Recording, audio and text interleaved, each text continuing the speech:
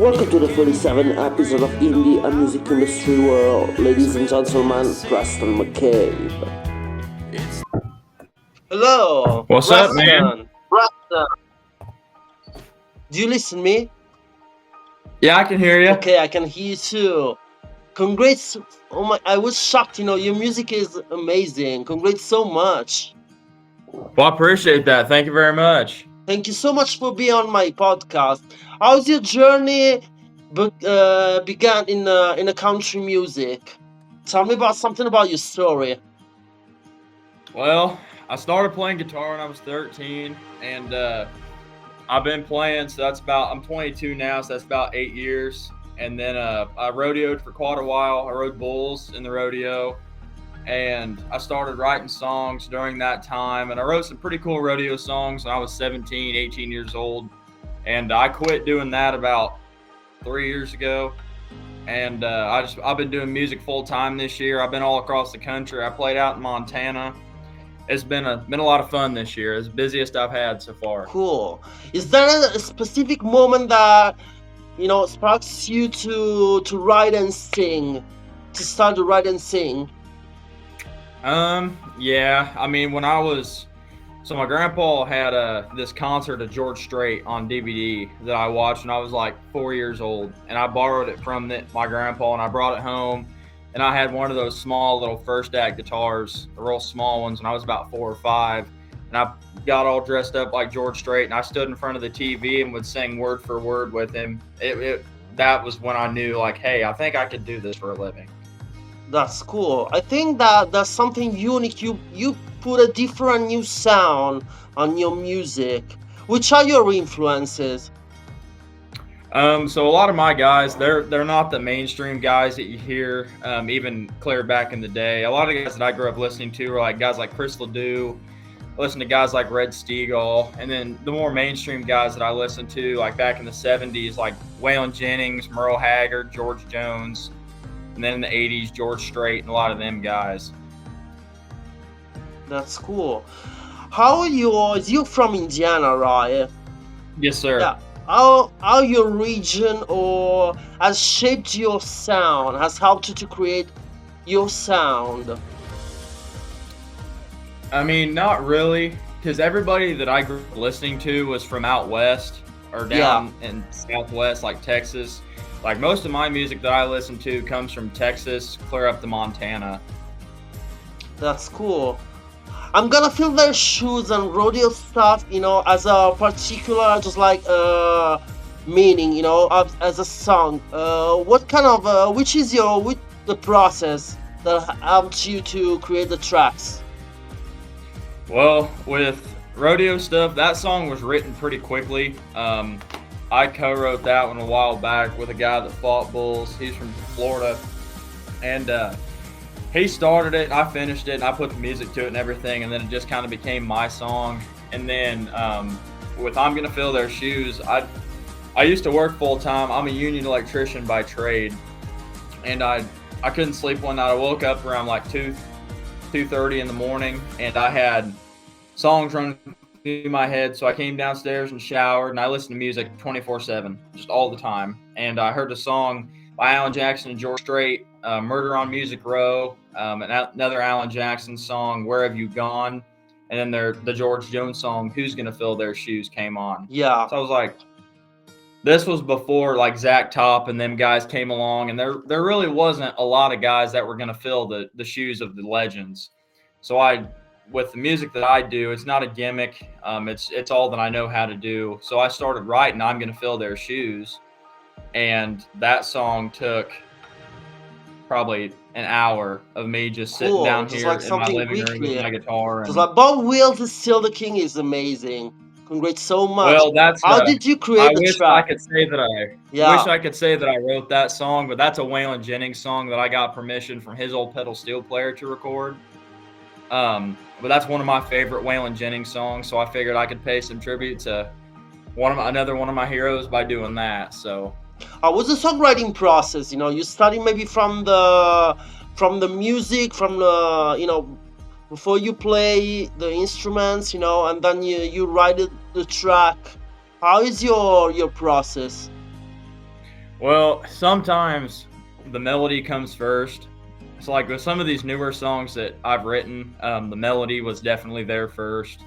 But in other cases, I just sit down and start writing what I consider a poem, and then music for me, like the melody and the lyrics go hand in hand. I can't do one without the other. So as I'm writing the lyrics down, I'm already hearing what the song's gonna sound like in Yeah. my head. You generally write about your personal stuff, or about generally what something, about your fantasy or what's happening around. Um, so with 90% of my songs, they are personal things that I've gone through. Yeah. But as far as like the I'm gonna fill their shoes, that was just simply like, this is what I hope I'm doing. You have a lot of big follows too on TikTok. How much you think that the social media influence the career right now? I mean, it definitely helps. I'm not one of them that relies too heavily on social media. At the very beginning, I had to because I couldn't afford to go out and road dog like I have this year.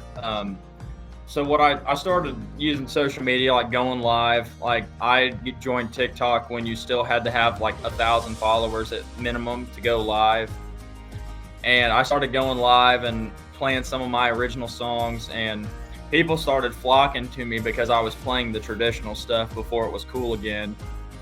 And then when the time came, like at the beginning of this year, to start going out and playing the shows, I already had fans at a lot of the places that I've gone and played because of social media. So Yeah. it's definitely it's an awesome tool to have, but I think some people rely on it maybe a little too much because they get stage fright, like being in front of people, which I completely understand.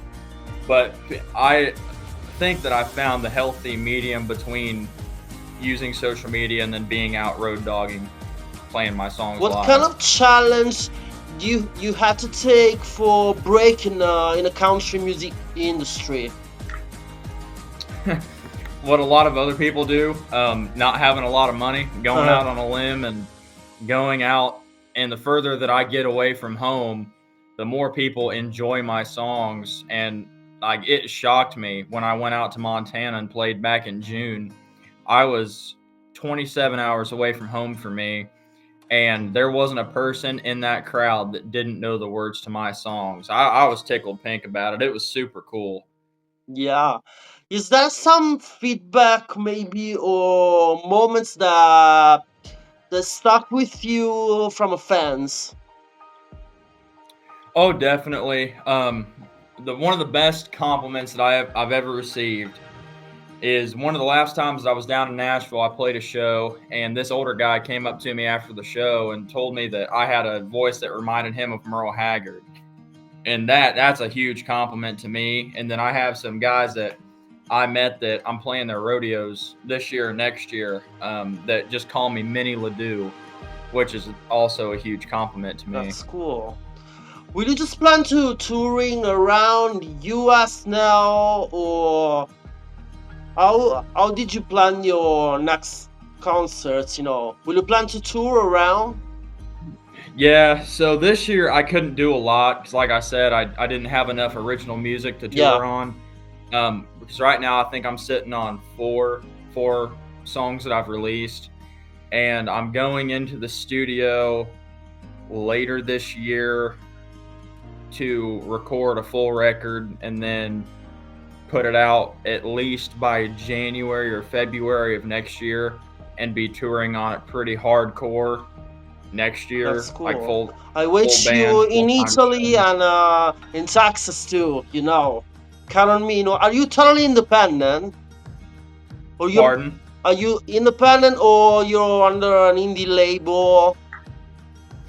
No, so right now, a lot of my shows have been acoustic, since I started, and this year I've had a lot more full band shows. I've struggled being in Indiana. Like, there's not a huge music scene here, so the guys that have been playing in groups that did small bar shows for years, they think that they're pretty special. So I had some trouble finding guys that were willing to play for me because I'm only 22, and a lot of Yeah, these guys you're are so young and 50s and older. talented. Congrats A so lot of much. the older guys. Well, I appreciate that. Yeah. Thank you. A lot of the older guys have a little bit of an ego problem with playing for someone that's so much younger than them. And this group of guys that I found, my lead guitarist that goes out with me and plays, he actually does all my studio work. So he knows my songs like the back of his hand, and then he grew up on the classic country like I did. So I hired him. His cousin plays bass for me. And then my drummer, actually, I've known for like 8 years. He came and saw me years ago at a small bar in Kokomo, Indiana, not far from me. And he told me that he would want to play for me sometime. So I hired him, and then I found a pedal steel player from up in northern Indiana, and they're pretty content with playing for me, and I'm probably going to end up hiring them to do my studio work too. So let's go. I cannot wait to listen to you live and your new track. I think that you blow for sure. You totally got my support, to share everything. I got some lot of stuff from Nashville about an agent too. I will share your stuff to maybe to some label if you want. Well, I appreciate that. Yeah, you got my support. You rock. So I've been going down to Nashville as an artist since September of last year, and I've gotten a lot of positive comments from people, but I've also gotten a lot of flack for doing country music my way. I'm not willing to change what I'm doing, and a lot of people down there that are in charge of certain things telling me, well, you're not going to make it if you don't get in line and do it our way. Well, no, I put out Say My Name last year. You gotta continue. It's the way you are. Absolutely. Yeah. And I put out Say My Name last year, and that's my most popular song, and that crossed over, I think, 20,000 streams last month. So, I mean, that's all independent. I don't have a label behind me. I book my own shows, and I've been reaching out to different booking agencies. That's a great job. You're doing a great job. I appreciate that. Totally. I'm reaching out to different booking agencies because it is a lot to do by yourself. And a lot of the guys that are independent like me that I've become friends with, they actually had booking agencies well before a label came calling. So it's not impossible. Yeah. Absolutely. You're a big example, really. Congrats so much. Well, I appreciate that. That means a lot. I'm glad that I've had some young guys reach out to me through TikTok or Instagram or really every social media, whatever the case may be, that tell me that like my songs are touching them and they're like thousands of miles away. Then come to find out, like I have people listening to my songs in Australia. Wow. So, yeah. So I hope to, within the next couple years, be playing over in Australia. And absolutely, for sure. We'll see. I'll make you come in Italy too, and in Europe I can try. So you got totally my support. Well, I really appreciate that. Yeah. If it's not a headlining show, I'm really hoping that I get a phone call to open up for guys that I've listened to for years that now I'm friends with. But I'm not the kind of person to ask. Do you know who Zach Top is? A new guy that's absolutely tearing it up. So he excuse me, he hangs out at a bar that I hang out in down in Nashville. And everybody, one night I was in there and everybody was rushing him, wanting to get pictures and everything. And I walked up to him and he went to pose for a picture. I said, I don't want a picture. I want to talk to you. Yeah. And I got to have a pretty good conversation with him and his whole group. Actually, I had talked to his fiddle player quite a bit. His fiddle player hangs out in there a lot more, and he had heard me sing in there before. He took me over and introduced me to Zach. So I'm hoping that I get a phone call to open up for somebody, because that would help me out a lot. For sure. But that also like the booking stuff. Yeah, absolutely. So thank you so much for our conversation. You're very brilliant and talented, and we'll keep on touch. I will stream your music and share to everyone I know. So thank you so much, Preston. Thanks, man. I appreciate you having me. Have a good day. You too. Bye. See ya.